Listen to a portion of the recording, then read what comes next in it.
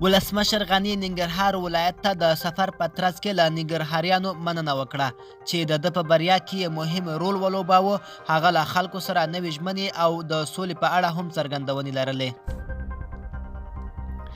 افغان کرکټ ملي لوبډله په دوهمه تمریناتي لوبه کې د آر پی سنګ کرکټ کلب لوبډلې ته د 102 منډو په توپیر ماته ورکړه. افغان لوبډلې د لوبې د ټاس په ګټلو سره په ټاکلو 20 اوورونو کې سیالي لوبډلې ته د 196 منډو هدف وټاکه چې د توپ وهونکو له منځه راشد خان 38 ناسوځېدلې منډې، محمد نبي 14، لوبډلې مشر اصغر افغان 28 او سمیع الله شینواري او رحمان الله ګربز 25 منډې وکړې. د آر پی سنګ کلب په توپخانه کې د ټولو لوبغاړو په سوځېدو یوازې 4 نوې منډې جوړې کړې او افغان لوبډلې ته د 102 منډو په توپیر لوبه وبایلله.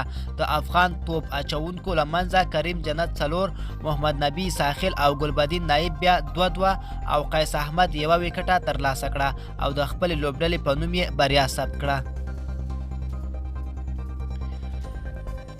دولت زدران وایي چې کرکټ بورډ را سره ظلم کړی. دولت زدران هم خپله خوله وسپړله او ویل چې ظلم را سره شوی او کرکټ بورډ ماته په لوبو کې چانس نه راکوي. د طالبانو د قطر دفتر ویان سهیل شاهین په یو تازه ټویټ کې ویلي چې قطر کې د حکومت له پلاوي سره د دوی پلاوي نه دي کتلې. طالبان وایي د دوی دریځ دا دی چې له بین الافغاني مذاکراتو وړاندې به د دوی د بندیانو چارو مسؤلان یوازې د حکومت د محابسو له مسؤلینو سره د بندیانو د خلاصون په مسایلو ګوري.